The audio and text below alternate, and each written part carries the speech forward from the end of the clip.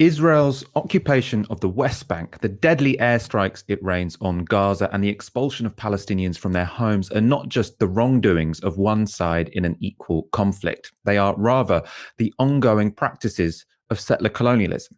This is not a dispute, it's an occupation.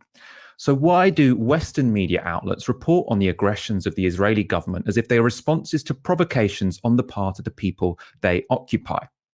There's a simple answer. It's the ideology of imperialism. But it's increasingly being called out. This was the Palestinian ambassador speaking to Newsnight's Emily Maitlis after 20 Palestinians, including 9 children, were killed in Israeli airstrikes on Monday in Gaza. The Israelis think that Hamas are a radical terror group and that Palestinian officials use these holy times to incite violence. Was Hamas right to respond with rocket fire? This isn't about Hamas. Hamas was not involved. There were tens of thousands. They were when they fired rockets. Hamas did not decide to evict people from their homes inside the occupied city of Jerusalem. East Jerusalem is occupied not according to my law only, but according to your law, according to the UK position, according to the United Nations. An occupation has to be temporary and it has to respect the rules that govern occupation. Israel has made mockery of these rules, particularly the issue of population transfers, ethnic cleansing, apartheid. I'm sure you have read the Human Rights Report. Those people have researched Israeli policies over the last 2 years. Ask the experts, not Netanyahu. Netanyahu is flaming of the settlements, but let's just try and understand this.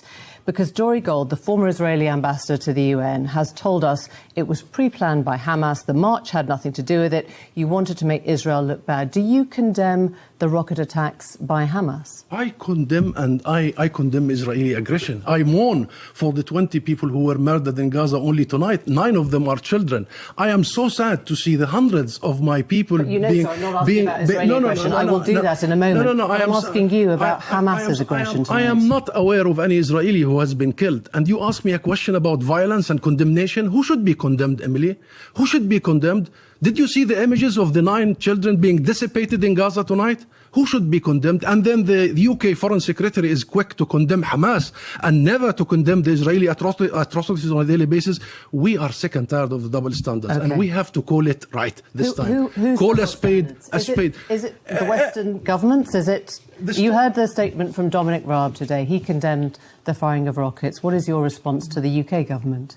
Always the story begins when Palestinian reaction happens, as if it started with Hamas. Look at your question. Your question is about Hamas, rockets.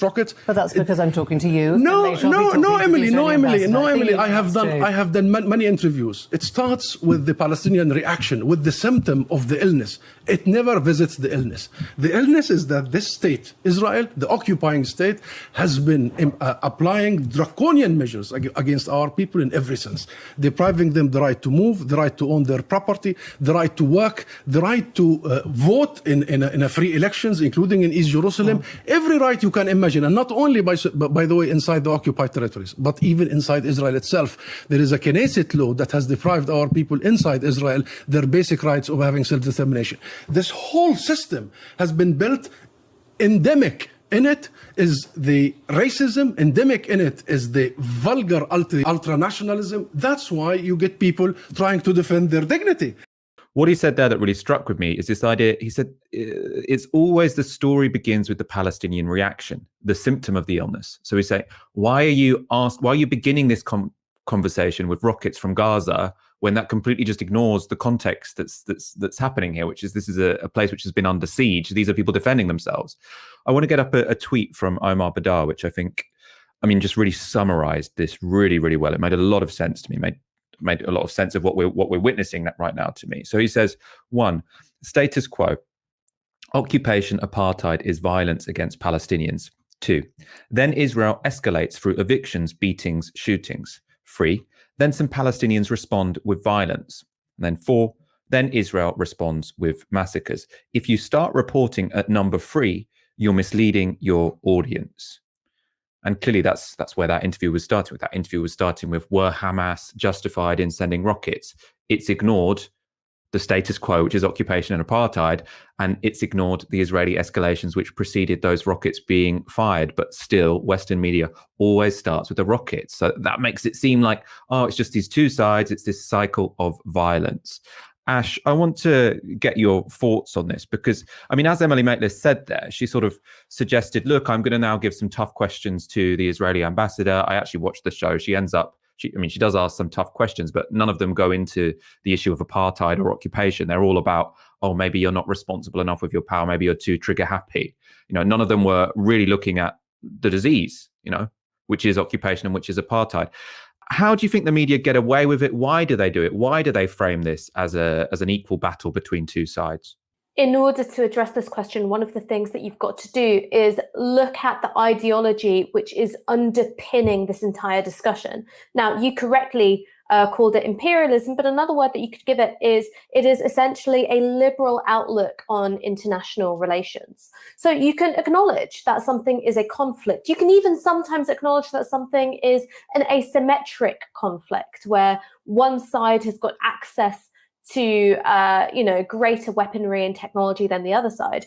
But what you cannot do and what you cannot get your own head around is the way in which even liberal states are complicit and active parts in ethnic cleansing and settler colonialism, because that is the narrative and the historical frame which makes all of this make sense, which makes that, number one, day-to-day apartheid and dispossession, number two, escalation of aggression, number three, response of violence, number four, response of massacres. That is the frame which makes all of those things make sense.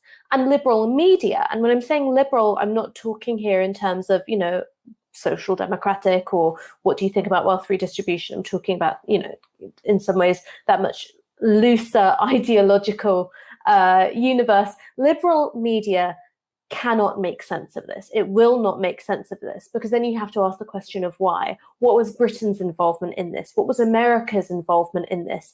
And how much do we put into maintaining a system of slow and then sometimes accelerated ethnic cleansing, where the day-to-day status quo of that system is apartheid? We do not have a media which is capable of addressing those questions. And as such, the humanity of Palestinians, and when I say humanity, I'm not just talking simply in terms of personhood. I'm talking humanity, the culture, the human rights, the right to self-defense, to resistance and self-determination. All of these things get pulled through what is essentially a war on terror frame. So it presumes that these people, most of whom are Muslim, are essentially terrorist or terrorist adjacent. It delegitimizes acts of lawful resistance and lawful self-defense against an occupying and out of control military force, and presents these things as terrorist and racialized threats, which have got a particular salience within an ecology of images within a British and an American context. And so that's why you see there is this uphill battle when there are Palestinians making media interventions. Now, the Palestinian ambassador in Newsnight made a very forthright and a very compelling and a very convincing one. What's important, I think, is for all of us with what little comparative platform we have, compared to Emily Maitlis or Newsnight, is to talk about that framing which makes sense of what's going on and not fall into this delusion that what we're seeing is an equal-sided conflict in which both sides are equally to blame, and if everyone just, sat down, have a cup of tea, it would all be solved. No. That was one example of a Palestinian really impressively calling out a host who was, I suppose, giving this misleading framing of what's currently going on in Palestine. Another one is, or another clip that this one really went viral, was from Mohammed Al-Kurd, a journalist whose family are at threat of expulsion from their homes in Sheikh Jarrah. He is speaking to CNN. Do you support the protests, the violent protests that have erupted, in solidarity with you and other families in your position right now? Do you support the violent dispossession of me and my family? I'm just asking if you support the protests that are taking place in support of your family. I support popular protests taking place against ethnic cleansing, yes. Thank you very much for joining us. I really appreciate you taking the time to speak to us. Mohammed Al-Kurd, thank you very much. Thank you.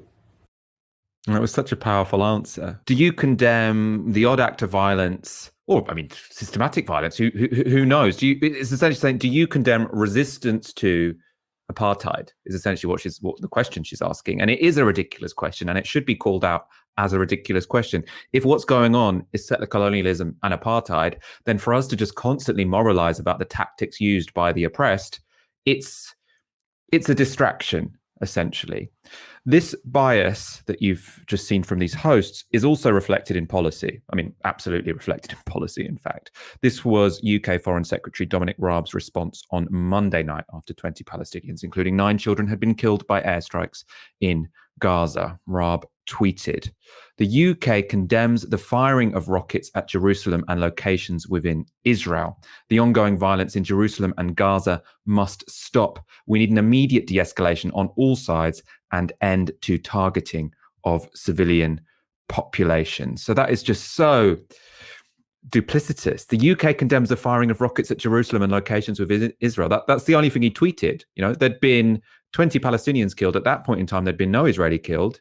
And he thinks that's a reasonable response. How more obvious could it be that you don't value Palestinian lives?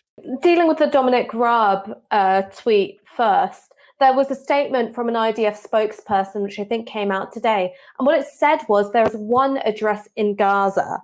It is called Hamas.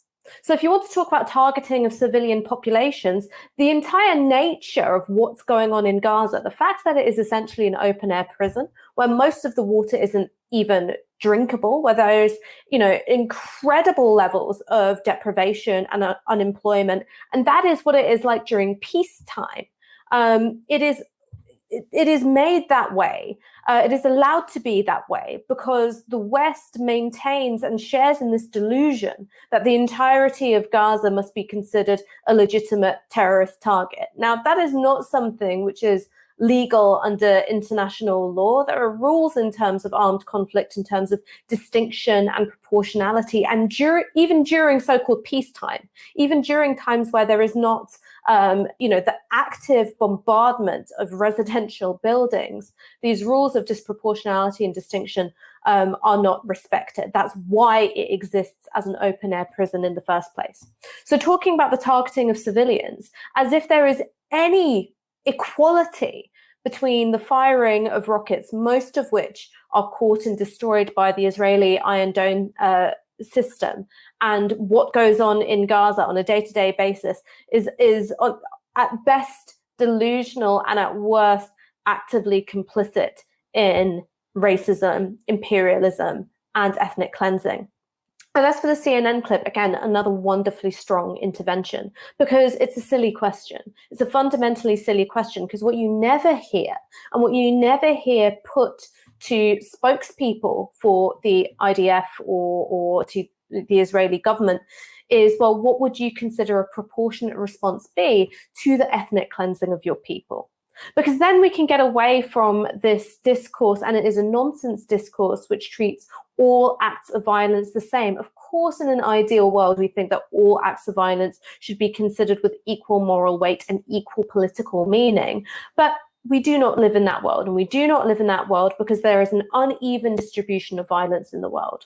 So in the face of your oppression, your dispossession, your bombardment and your arrest and your obliteration as a culture, what do you think is a reasonable means by which to express dissent and to resist that ongoing process? Now, that is, of course, an open political question. Where people draw the line is different, but it is, in fact, a political question and not simply a moral one, which means that you can look at what's going on, not just in Gaza, but across the occupied territories, and issue a blanket condemnation, which is in effect a blank check for the ongoing abuse of power and ethnic cleansing perpetrated by the Israeli state and settlers.